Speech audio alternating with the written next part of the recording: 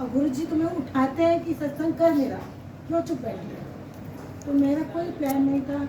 और जब आंटी ने सत्संग किया तो गुरु जी का हुक्म आया कि सत्संग कर। जब हम नए नए गुरु जी से जुड़ते हैं, और हम नहीं जुड़ते हैं, जोड़ते वही हैं, वो मालिक ही है जो कृपा करते हैं, तो हमें वो बुलाते हैं। और जब हम तक पहुंचते हैं तो शायद उस समय हमारे पास उनसे जुड़ने की कोई पहचान नहीं होती कि हम कैसे जुड़ें, पर वो हमें जोड़ते हैं और उसके लिए हमें विश्वास दिलाते हैं, बड़े बड़े अजूबे करते हैं। जब हम उन अजूबों को देखते हैं, उन चमत्कारों को देखते हैं, तो हम नतमस्तक हो जाते हैं, हम हैरान होते हैं कि कमाल है। तो मैं अपना पहला एक्सपीरियंस बताती हूँ।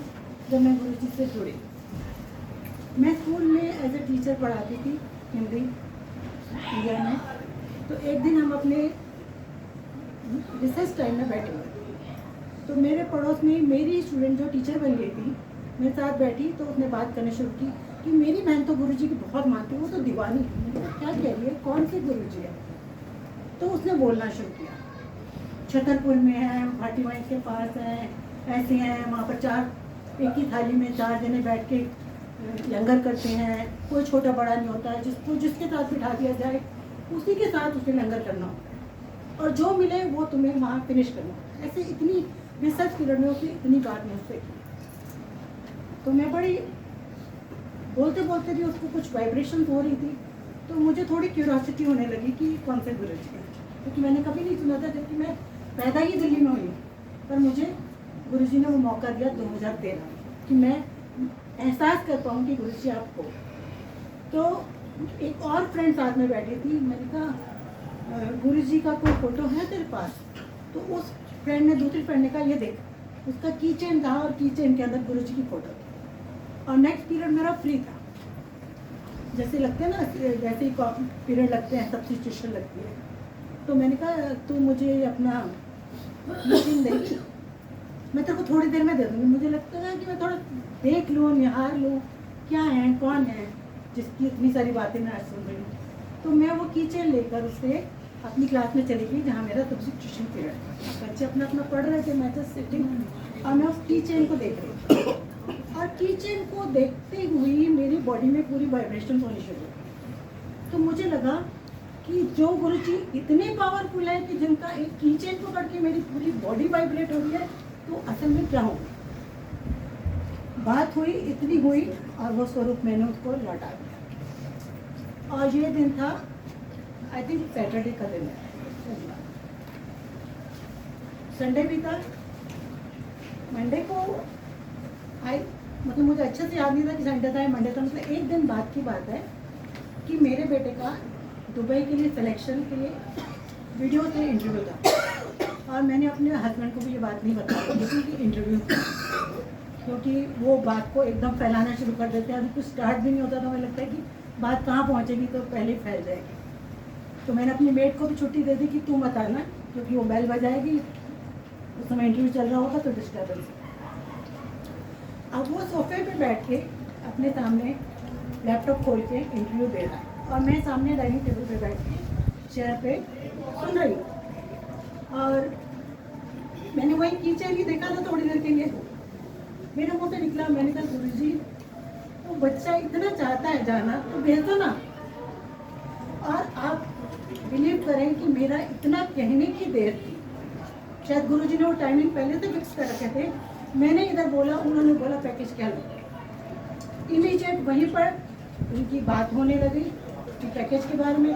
वो बोले हम इतना देंगे, ये बोला नहीं कम है, ऐसे डिस्कशन चलता रहा। फिर धीरे से मैंने उसे कहा पेपर पे लिखिए कि बेटा इतनी मत आर्गूमेंट कर, वो दे रहे ले ले। फिर उसने एटलीस्ट माँ की बात, जैसे बच्चा मान ही जाता है, तो उसने ओके कर लिया। ये था मेरा गुरु जी का पहला सत्संग। और उसके बाद वो दुबई पहुँचे। तब तक मैंने गुरु जी का कोई सत्संग नहीं अटेंड किया था, मुझे नहीं मालूम था। अच्छा, तो मैंने बेटे को जाने से पहले कहा दुबई कि बेटा मेरा एक काम करोगे? कहते क्या मम्मी? मैंने कहा मेरे को ना ऐसे ऐसे छतरपुर में एक गुरु जी हैं, उनके दर्शन करा दो कि तेरे पापा तो मानेंगे नहीं, ये तो गुरुओं के पीछे लगी रहती है, तेरे बाबों का कभी इसका कभी उसका। तो बेटा मुझे पता है वो नहीं जाने देगी, तुम मुझे एक बार दर्शन करा। कहता अच्छा मैं पता करता हूँ, हमें कुछ नहीं पता, हमें इतना पता है कि वो छतरपुर में है। तो वो अपनी किसी फ्रेंड से बात करता, तो वो फ्रेंड कहती हाँ मैं जानती हूँ, वो गुड़गांव में रहती थी। उसने कहा ठीक है तो आंसर प्लाजा आ जाना, वहाँ मैं ऑफिस से आके मिलूंगी तुझे, तो मम्मा को वहाँ ले आना, वहाँ से हम जाएंगे। तो बेटा मुझे ले गया, चलो मम्मी। अब पापा तब तो पूछेंगे नहीं कि माँ बेटा जा रहे हैं तो कहाँ जा रहे हैं, कोई बात नहीं। तब भी हमने उनसे ये कहा कि हम बड़े मंदिर जा रहे हैं। अब मुझे रास्ते में लगा कि मैं पैसे ले लूँ, जाके गुरु जी का स्वरूप ले लूँ, पैसे जेब में डाल के लेकर जा रही हूँ कि मैं जाके वहाँ से स्वरूप खरीदूँगी। अब ये भी मुझे नहीं पता था कि वहाँ स्वरूप दिखते ही नहीं है, वहाँ कोई शॉप ही नहीं होती, क्योंकि मेरा तो एक्सपीरियंस ही नहीं था। तो जो उसकी फ्रेंड गई थी, कहती आंटी आपको गुरु जी का स्वरूप चाहिए? और उन्होंने मेरे को गुरु जी के चरण दिए और मैंने पकड़ के ऐसे माथे लगाए। वहाँ जाकर मैंने देखा तो मुझे पता लगा कि यहाँ स्वरूप दिखता नहीं है, पर गुरु जी को शायद समझ आ गई कि मैं स्वरूप चाहती हूँ, उससे पहले उन्होंने मुझे स्वरूप दे दिया। अब जब अंदर गए तब मुझे वहाँ का कोई सिस्टम नहीं पता क्या है। हम लोग अंदर दरबार में बैठे, दरबार में बैठने के बाद मेरे बेटे ने 5-7 मिनट बाद मुझे इशारा किया कि मम्मी चलो। मैंने कहा थोड़ी देर बैठो, क्योंकि मैं देख रही थी कि चाय प्रसाद आ रहा है और मैं चाय की बहुत प्रेमी हूँ, तो मैं प्रसाद की तो और भी ज़्यादा प्रेमी हूँ। तो मुझे था कि मुझे चाय प्रसाद मिल जाए। समोसा प्रसाद आ रहा था, चाय प्रसाद। कहते मम्मी चलो, उसे गुड़गांव जाना है, उसकी मम्मी पापा वेट कर रहे होंगे, आपको पता नहीं उसे कितनी दूर जाना है। मैंने कहा चलो बेटा। बड़े अनबने मन से मैं उठ गई। फिर मुझे लालच आया, जैसे गुरुद्वारे में कि जल्दी पड़ी हो ना तो आप जाकर कह देते हो कि हमें पहले आगे बढ़ के ले लेते हो। तो बाहर पार्क में वो टी का टेबल लगा हुआ था, तो मैंने उनको कहा, मैंने कहा जी मुझे चाय प्रसाद दे दो। कहते आप जहाँ बैठिए वहीं बैठिए, आपको वही चाय प्रसाद मिलेगा। मैं मायूसी होकर बाहर आ गई। मैंने कहा नहीं मिलना, चलो अब बेटा लेकर आए, इतनी बात माननी पड़ेगी। मैं बाहर आ गई, बेटा अपनी फ्रेंड के साथ धीरे धीरे आ रहा है, मैं थोड़ा प्रेस कर लूँ तो बाहर आ गई। और मैं अपनी गाड़ी के सहारे बाहर, गाड़ी खड़ी थी और खड़ी होगी। एक अंकल आए, कहते लो आंटी समोसा प्रसाद। एक अंकल आए, लो आंटी बर्फी प्रसाद। अब बर्फी तो मैंने अंदर बढ़ते नहीं देखी, पर मुझे बर्फी प्रसाद मिला, समोसा प्रसाद मिला, चाय प्रसाद अभी भी नहीं मिला। तो मैं बड़ी हैरान, मैंने कहा देखो अंदर में मांग रही थी, यहाँ मुझे लोग देने आ रहे हैं, मतलब तब भी मैं सोच रही लोग देने आ रहे हैं। उसके बाद मैं देखा मेरा बेटा ना चाय का ध्यान देके आ रहा है। कहते लो मम्मी चाय, आपको चाय पड़ी थी ना, ये लो चाय। मैंने कहा ये कहाँ से आ गई? कहता पता नहीं मुझे, मैं जैसे गेट से निकलने लगा मुझे उन्होंने चाय का गिलास पकड़ा दिया, तो मैं तो आपको पता चाय पीता नहीं, तो मैंने चाय पीता। तो ये मेरा पहला सत्संग था। और जब मैं दुबई पहुंची, तो दुबई में जब मैं यहाँ पहुंची तब अच्छा फिर मुझे ये भी पता लगा, उसी फ्रेंड ने बताया कि गुरु जी के सत्संग ऐसे घरों में होते हैं। मैंने कहा बेटा कहाँ होते हैं? कहते आंटी गुड़गांव में होते हैं। मैंने कहा बेटा जा रहा है, मेरी फ्रेंड कोई लेने थोड़ी ना आएगी, हम मेरे हस्बैंड दोनों कहीं जा तो मैं तो गुड़गांव में ले चला। वो भी बात मन में रह गई। अब वो दुबई पहुंची तो साथ में एक नेबर थी, उन नेबर से थोड़ी नीचे खड़े खड़े बात हुई, वो बॉम्बे की थी, और उनसे बात करते करते वो मुझे अपने घर ले गई। घर ले गई तो उनका पहले ड्राइंग रूम में, फिर उसके बाद उनकी डॉटर इन लॉ एमिरेट्स में काम करती थी, तो वो बाहर शायद ड्यूटी पर गई, तो उन्होंने दिखाया कि ये मेरी डॉटर इन लॉ का रूम है। जैसे हम लोग पंजाबियों में थोड़ा होता है, ये मेरा कमरा है, ये मेरी बहू का कमरा है। और जैसे ही मैंने देखा वहाँ इतना बड़ा स्वरूप गुरु जी का लगा, तो मैं फिर काँप गई कि गुरु जी यहाँ भी। तो बात हुई और कहते मैं तुम्हें ना शाम को अपनी डॉटर इन लॉ से मिलवाऊंगी, वो लोग बहुत मानते हैं, उसकी मम्मी बहुत मानती है। मैं शाम को गई, उनसे मिली, मैंने कहा मैंने सुना था गुरु जी के सत्संग होते हैं पर मुझे कोई मिला नहीं। कहते आंटी का सत्संग है, मैं आपको ले जाऊँगी। हाँ मुझे नेक्स्ट डे गुरु जी का सत्संग है। उसके बाद मेरी बेटी आई, क्योंकि पहले हम आ चुके थे, फिर इसकी समर हॉलीडे आई, तो ये वैसे ही भाई के घर जैसे मिलने के लिए आई, चलो घूम भी आएंगे। अब ये आई, अब ये कहती है मम्मी आपने सत्संग अटेंड किया है, मुझे भी जाना है। मैंने कहा बेटा सत्संग तो कल हो गया। तो मैंने उन्हीं आंटी से फिर शेयर किया, मैंने कहा आंटी ऐसे ऐसे मेरी बेटी आई है, वो कह रही कोई सत्संग, कहती आंटी है ना सैटरडे को आए। और बेटी तो घर में ही थी, तो हम लोग फिर सत्संग के लिए शनिवार को चल पड़े। तो मेरे हस्बैंड तो बिल्कुल नहीं मानते थे उस समय, तो बहुत मानते गए, तो वो घर बैठ गए। तो मैंने कहा हम लोग ना सत्संग पे जा रहे हैं। तो प्रेरणा ने पूछा कि तू तो मेरे साथ है ना? तेरे पापा मैं तो सत्संग में जा रही हूँ। उनको लगा कि मैं अकेले बैठ के क्या करूँगा, उन्होंने कहा मैं भी चलूँ, जस्ट ऐसे नहीं कि टाइम पास के लिए कि मैं अकेला क्यों करूँ। तो वो साथ चला गया, हस्बैंड भी गए, बेटी भी गई, हम सब लोग पहुँच गए सत्संग में। वर्षा में सत्संग था, अब वहाँ सत्संग में मेरे हस्बैंड बिल्कुल पीछे की तरफ बैठ गए, नींद में, जैसे वो नींद से बस उन्हें तो टाइम पास करना था। तो वो कहते हैं, वो अपना एक्सपीरियंस शेयर करते हैं कि मुझे किसी ने पीछे से झटका दिया, ऐसे ऐसे सोना है पंजाबी में, तो मैं एकदम अलर्ट हो गया। वो दिन था, आज का दिन है कि हमारे हर रूम में गुरुजी हैं, हमारे हर पर्स में गुरुजी हैं, हमारी हर सांस में गुरुजी हैं। उठते हैं तो गुरुजी याद आते हैं, सोते हैं तो गुरुजी याद आते हैं। और गुरुजी के मिरेकल तो इतने हैं, मैं गुरुजी को अभी भी थैंक यू कर रही थी। पता नहीं गुरुजी ने मुझे कितने सत्संग सुनवाने हैं, वो गुरुजी डिसाइड करें। अभी पीछे मैं चंडीगढ़ गई थी अपनी सिस्टर के यहाँ, तो जैसे अमृत वेला करते हैं रात को 3 बजे, मन किया कर लिया। अब कभी चाय प्रसाद बनाती हूँ, कभी नहीं भी बनाती हूँ। तो मैं नीचे उतरी, मुझे लगा कि मुझे भूख लगी है, तो मैंने कहा चलो गुरुजी को भी चाय पिला दूँगी, खुद भी पी लूँगी। तो मैं नीचे उतर रही थी और बड़े ध्यान से उतर रही थी, क्योंकि 3-4 बजे का टाइम था। सीढ़ी पकड़ के उतर रही थी, फुटलाइट भी जल रही थी, तो सीधी सीढ़ियों में मैं सीधा चली गई।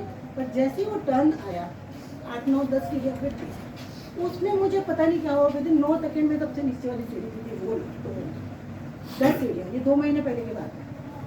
और हाँ, मैंने छूटते ही जैसे मैं गिरी, मैंने कहा जय गुरु जी। मैंने कहा देखो, इस समय घर के अंदर सब लोग प्रेजेंट हैं, मेरे हस्बैंड प्रेजेंट है, मेरी बेटा प्रेजेंट है, मेरी सिस्टर प्रेजेंट है, उसके हस्बैंड प्रेजेंट है, पर मेरे लिए सिर्फ आप। और मैंने उनका धन्यवाद किया और मैं उठ के वापस ऊपर गई, हाथ जोड़े, फिर नीचे आई, नीचे आके चाय बनाई। और उसके बाद जो मेरी हालत हुई, बहुत तो गुरुजी जानते हैं। मतलब गुरुजी ने पता नहीं कौन सी मेरी प्रॉब्लम आनी थी, कितनी बड़ी, उसको किस तरह से काटा कि जिस स्टेज में किसी के साथ उसकी रिब्स फ्रैक्चर, कुछ भी हो सकता था, स्लिप डिस्क हो सकती थी, बैकबोन में कुछ आ सकता था, कुछ भी प्रॉब्लम हो सकती थी। तो 1-2 दिन तो, और ये बात है ट्यूजडे मॉर्निंग की, और फ्राइडे मॉर्निंग हमको वापस दिल्ली आना था। और मैं तो उस समय आने की बहुत ही पेन थी, मैं उस समय पेन में, तो मैं लेट कर आई पिछली सीट पर। और मैंने बेटे को बोला, बेटा आप गाड़ी चलाना, पापा को मत लेना, क्योंकि पापा हिलाएंगे तो मुझे बहुत चीखें निकलेंगी। हम दिल्ली पहुँचे, डॉक्टर को दिखाया। डॉक्टर ने बोला कि आपकी जो हड्डियाँ हैं बहुत कमज़ोर, एक्सरे में है कि जैसे कोई खोखला बांस होता है, उसमें जान नहीं है। तो हम एक बार, मैं आपको ये भी नहीं कहता कि आप पेटी बांध लो, अंदर से रिब्स आपकी डैमेज हुई है, और आगे से भी पीछे से भी, बट वो अपने आप धीरे धीरे ठीक होगी। और वो फिर उसी बीच में हमारी दुबई की टिकट भी बुक थी। 10-12 की ये बात है और 23 की हमारी दुबई की टिकट थी, ऑलरेडी बुक हो रखी थी। और उसी लेटे में मैं, बेटी के घर सत्संग भी था 30-31 के आसपास, तो मुझे 30 को 29 को, तो 27 को शायद मैं वहाँ से चली थी, 29 को था, बीच में 28 को था। और उस समय फिर वही हाल कि मैं बैठ के नहीं जा सकती, फिर भी मैं गाड़ी में लेटे आई। और लेटे आई तो वहाँ चेयर पे मेरे से बैठा नहीं था, चेयर पे बैठना भी मेरे लिए मुश्किल था। और बेटी को तो कुछ पता ही नहीं था कि क्या प्रॉब्लम है मम्मी के साथ। तो मैंने साथ में एक आंटी थी, मैंने कहा आप अपना पर्स दोगे, उनके पर्स को मैंने अपनी शॉल से लपेट कर सामान थोड़ा सपोर्ट किया और मैं वहाँ बैठी। और उसके बाद मुझे 1-2 सत्संग का और मौका मिला, और मैं ऐसे ही लेटे गई। आज मैं आपके सामने हूँ और मैं बिल्कुल कुछ नहीं, विदिन 2 मंथ्स। अब मुझे नहीं पता, जबकि मेरी हालत ये थी कि मुझे डॉक्टर ने बोला था आपको सिर्फ सीधा लेटना है, क्योंकि जहाँ मैं टर्न करूँगी वहाँ चिल्लाऊँगी, तो इसलिए टर्न हो ही नहीं सकती मैं। तो हस्बैंड सेवा कर रहे थे, पर कितनी भी सेवा करें, जो कष्ट मुझे लेना है वो तो मुझे ही लेना है। तो गुरुजी ने मेरे उस कष्ट को इतने छोटे से रूप में दिया कि बेटे के घर बिठा दिया, जहाँ कुक भी है, जहाँ सर्वेंट भी हैं, सब कुछ है, मैं आराम से रह रही। और मैंने गुरुजी को देखा है कि जब से मैं गुरुजी से जुड़ी हूँ, जब मेरा बेटा यहाँ आने लगा था तो मुझे लगा कि ये चला जाएगा, बेटी भी चली गई। जब मुझे लगा कि हम तो अकेले रह गए, कुछ भी नहीं है हमारे पास, तो गुरुजी ने एक बेटे को भेज दिया। हमारे पास एक ऊपर रूम खाली था, हमने वहाँ अपने टैलेंट रखा, और वो इतना प्यारा बच्चा, कोविड आ गया उससे इतना प्यार हो गया, वो बाहर से खाना मंगाता था। अब देखो गुरुजी मुझे सत्संग करवाते थे। अब गुरुजी की मेहर, तो वो बच्चा कहीं जा नहीं सकता था, बाहर से कुछ आ नहीं सकता था, उसी समय लॉकडाउन हुआ था। और हम भी उसी समय बाहर हैदराबाद गए हुए थे, आज पहुँचे थे, कल हमने अपना राशन डाला और परसों सुबह लॉकडाउन। मैंने बोला बेटा बाहर से खाना नहीं खाओगे बच्चे, पता नहीं कौन लेकर आ रहा है, किसका हाथ लग रहा है, क्या नहीं है, जो मैं बनाऊंगी वही तुम खाना, तुम नीचे नहीं जाओगे और ना ही किसी को ऊपर आने देंगे। बस उसके बाद ऐसा प्यार पड़ा कि हम माँ बेटा बन गए। अब ये है कि अब अगर घर में कुछ चाहिए, बेटा वहाँ उस अलमारी में ये पड़ा, ये निकाल दो, ये घर की चाबियाँ, ये अलमारी की चाबियाँ, और उसको नहीं पता ब्रेकफास्ट में क्या बन रहा है, लंच में क्या बन रहा है, बस एक आवाज़ लगाओ, अर्चित खाना बन गया, आ जाओ, अर्चित ये कर दो, अर्चित टिकट बुक कर दो, अर्चित इनकम टैक्स जमा करा दो, अर्चित ये करा दो। तो आज मेरा बेटा कहता है मम्मी आपको तो गुरुजी ने 2 नौकर दे दिए, एक दुबई में और एक इंडिया में, एक सेवा वहाँ कर रहा है, एक सेवा यहाँ कर रहा है। मैंने कहा ये तो गुरुजी की मेहर है। तो मैंने ये महसूस किया है कि जब से मैं गुरुजी से जुड़ी हूँ, जब इंसान बिल्कुल अकेला होता है ना, तब गुरुजी किसी ना किसी को भेज ही देते हैं। किस फॉर्म में भेजते हैं पता नहीं लगता, पर वो मदद के लिए किसी ना किसी का हाथ जरूर भेजते हैं। तो जो लोग संगत नहीं जुड़ती है उस समय तो गुरुजी उनको मिरेकल दिखाते हैं, जिसको देखकर वो मतलब बड़े भाव विभोर हो जाते हैं। पर जब आप गुरुजी से जुड़ जाते हैं तो भाव विभोर वाला चैप्टर थोड़ा कम होने लगता है, होता तो है पर वो थोड़ा श्रिंक होने लगता है। आस्था का जो चैप्टर है वो खुल जाता है, और जब आस्था का चैप्टर खुल जाता है तो आपकी प्रॉब्लम जैसे है ऐसे स्टीम बन के उड़नी शुरू हो जाती है। ऐसी नहीं है प्रॉब्लम नहीं आती, प्रॉब्लम आती है। मैं सिर्फ यहाँ पर एक दांत का वो कराने जा रही थी, क्या बोलते हैं, रूट कनाल, जिसमें परमानेंट जो टीक लगता है उसको क्या बोलते हैं, इम्प्लांट कराने गई मैं।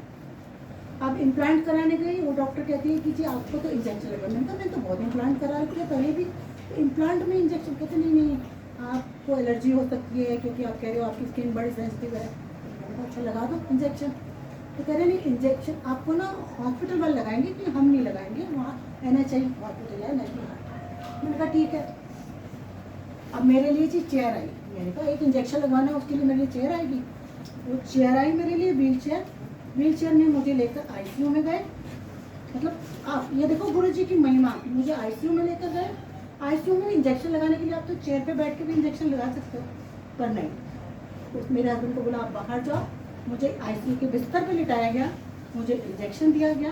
उसके बाद मुझे दोबारा व्हील चेयर, मैंने बोला नॉट अलाउड, व्हील चेयर पर बिठाया गया।